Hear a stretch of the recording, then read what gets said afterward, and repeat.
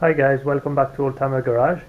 And sorry it's been a few days since I was last here, but I've been quite busy and I didn't have time to come back to the garage. So in the last video I got stuck because the head of the bolt keeping the fan in place is rounded, so I can't get it out. So the goal for today is to get this fan out, and because after that I need to have the fan out in order to take all these air conducts out to restore them. So this is the single bolt that is preventing me from moving forward at the moment, so I need to sort this out. Right, so right now I'm not really sure how I'm gonna do that, so I'm gonna have to try a few things and see which one works.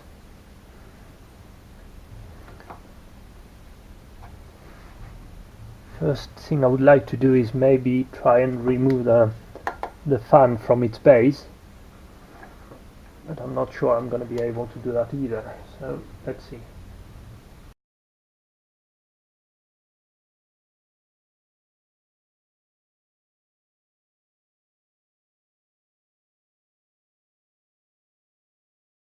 Not sure if you can see, but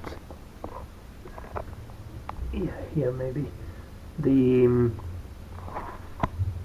head of the bolt doesn't seem to be rounded all the way to the thickness of its head. So maybe, I'm just thinking, maybe if I manage to push the spanner all the way down with a hammer, maybe I'll be able to do it. I don't know, I'm gonna try that.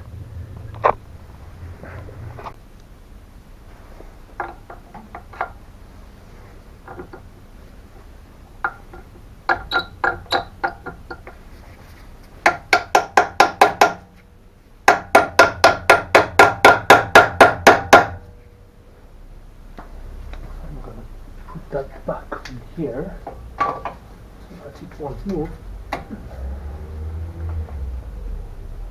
now I put that.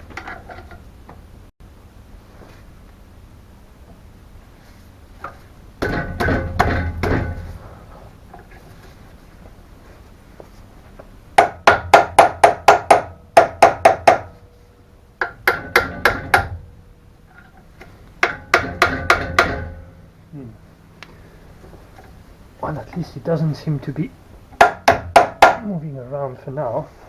I'll try with the longer leverage.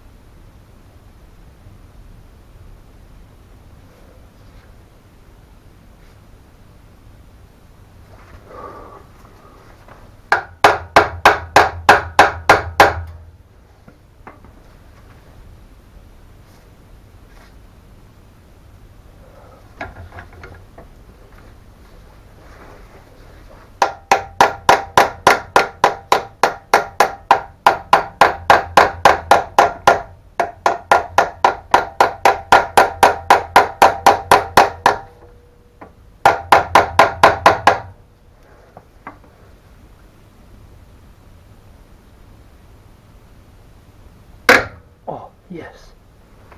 I think I got it. Oh, sweet.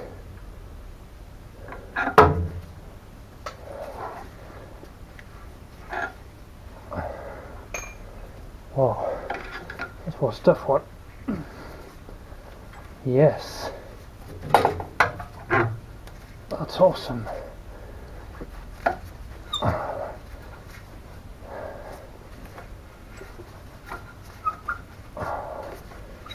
Perfect.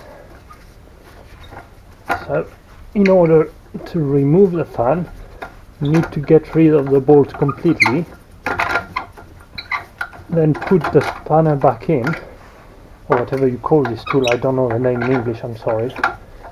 If you want to educate me, put it down in the comments, please.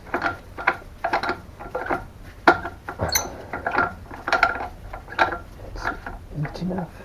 Yes. So let's see if I can show you here. Yeah, that's it. So as you can see, it was damaged on the head of it, and for some reason it was so rusted around that I couldn't get the spanner to go all the way, so it would only rip on the top of the head. But then when I put it down, you can see, let me check, you can see here, yeah, you can see here, all this shiny stuff here is where the spanner then went and put pressure. Not sure if you can see very much, but so now this is done. I need to put the spanner back in there, and then with the hammer I need to move it back and forth to move the fan from the cone where it's blocked on. Sometimes it's quite hard to take it out, and considering how the bolt, I struggled with the bolt, I'm not expecting it to be easy, so we'll see.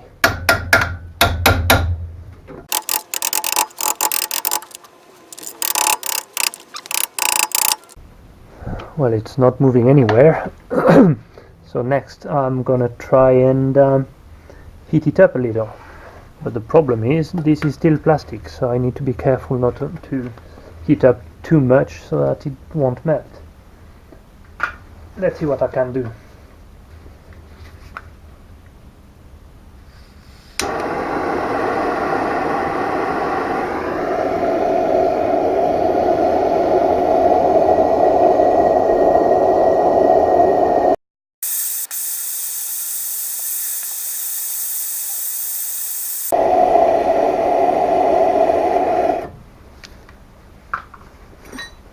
Let's see.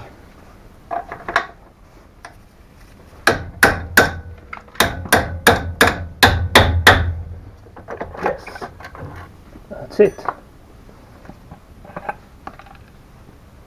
So as you can see, that's quite hot. Here you've got the cone where it was supported on, and here is what was blocking. And yeah, I'm not sure if you can see once again, but yeah, maybe here. Can see it's quite rusted inside, and all this white stuff is due to the salt on the roads, and that's what's creating the problem. Right, so this is done now. Quite happy, to be honest. I'd been thinking about that since last time, which was about 3 days ago now. Even the belt is not too bad.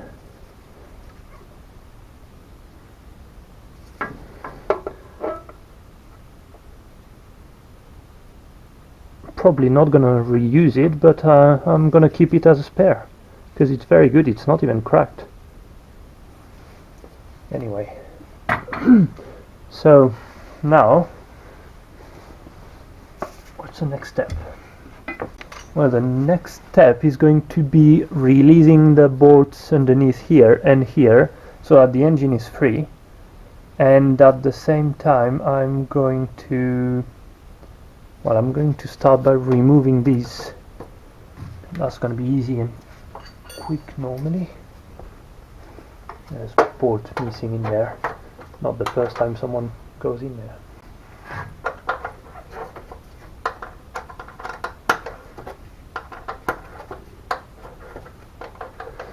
Because the idea now is to take the engine off the chassis and remove all these air conducts. By doing that I'm gonna be able to just restore them, paint them and put them back there, but before putting them back on the engine I want to have a good cleanup at the engine, and Yeah, in order to do that I need to strip it down completely. So there we go.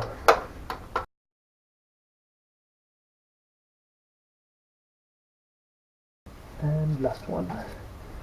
Now I should be able to take this off. Just a rubber plate that protects the ignition that's just behind here. Actually, this is not even an electronic ignition. Perfect. The reason why I'm saying that is because I much rather have a standard ignition on a road trip, because it's much easier to fix on the road.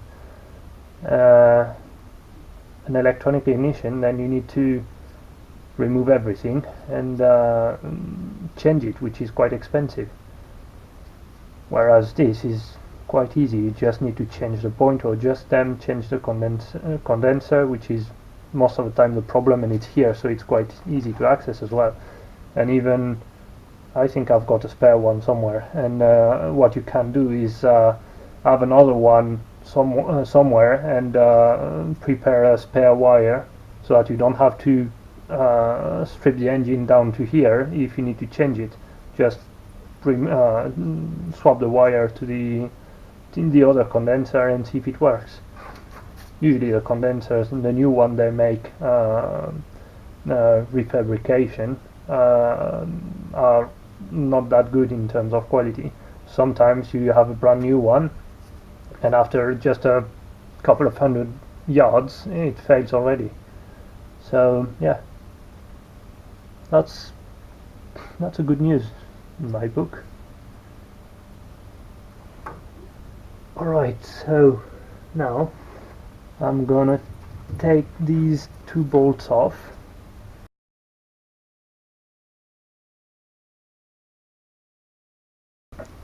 Here, as you can see, it's all rusted as usual.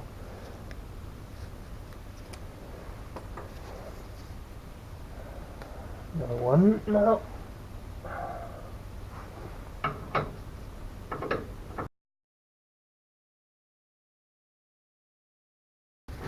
And that's it, second one. So now I'm gonna need to remove this part, and then same on the other side, and at last I'm gonna lift the engine up and try and remove this one, the front one. And that should be it for the engine, for now at least. Then it's gonna receive a good this rivet has come out. This is the engine number. Normally you can know which car it's supposed to be mounted on, because these cars are so easy to work on that a lot of people would change the engines and change the gearboxes and everything, so it's really rare to have a matching number in a certain way. So this is the 10. I just need to remove them all.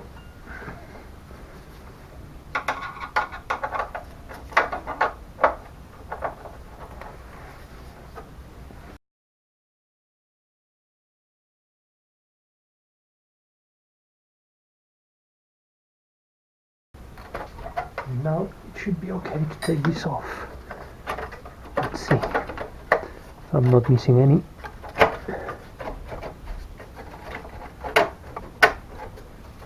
That's because of these.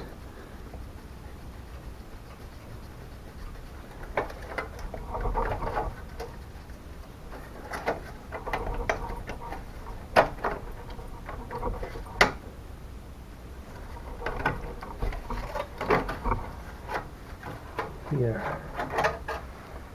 that's one. Oh, it's pretty clean in there. Yeah, pretty clean. Even that, as you can see, it's quite dry, so there's no sign of oil leakage or anything. And just around here a little bit, which might be due to a bad gasket on here. on here actually. That's about it. And here as well, which is due to the rocker cover here. That's quite standard as well, nothing very complicated. So that's it, one here, and that's it. Normally now it should come, yes. So it's gonna come all the way.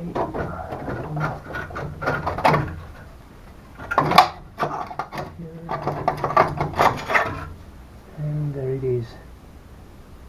Yeah, it's a little bit more oily here, which might be, I'm not sure, yeah, same. Apparently it's still the gasket on here on the rocker cover. Well, just need to do the same thing on the other side now.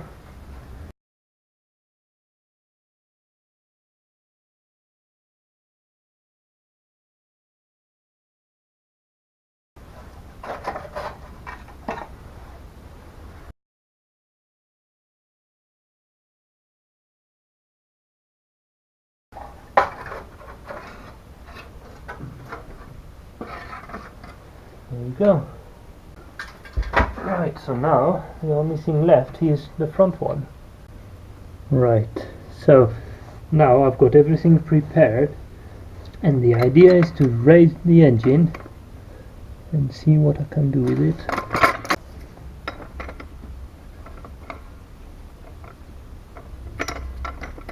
This should do. Let's try.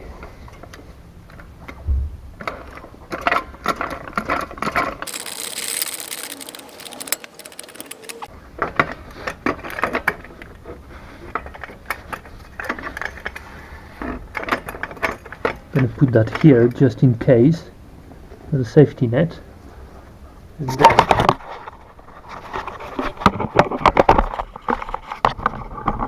and I just need to remove this front conduct here, and in order to do that I've got 4 bolts, 2 here and 2 here, and that's it. Should come now. Let's do that. That's 11.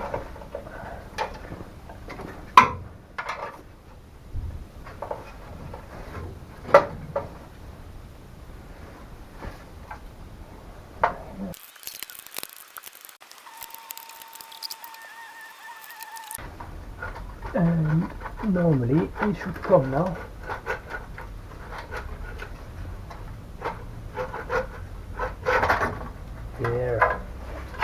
There you go. That was the last one. Now I'm going to be able to work.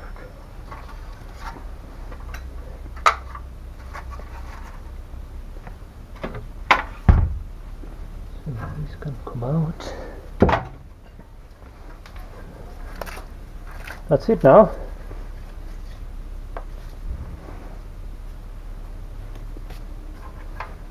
So as you can see, it's quite dirty everywhere. This is like a thick coat of dirt mixed with oil.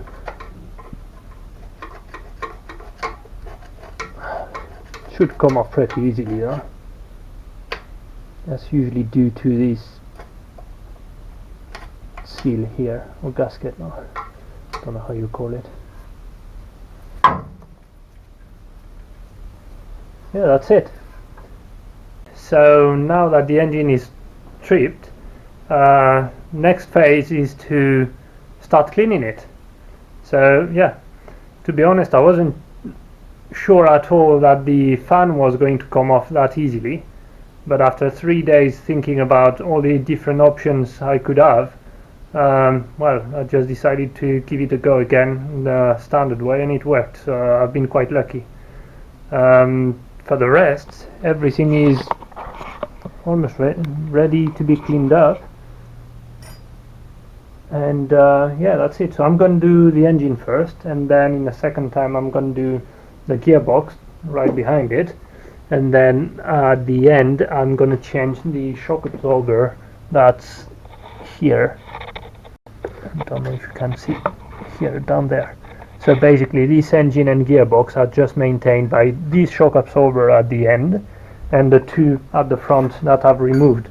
So this one here, which as you can see is all cracked all over, I'm going to change it, obviously, the three of them, but the whole engine and gearbox are just kept in place by these three shock absorbers. Alright, that's it guys, and I hope you enjoyed this video. In the next one I'm gonna start cleaning up everything and see if I get any more surprises. Right, as usual, please like, comment and subscribe to the channel, and I'll see you in the next video. Bye.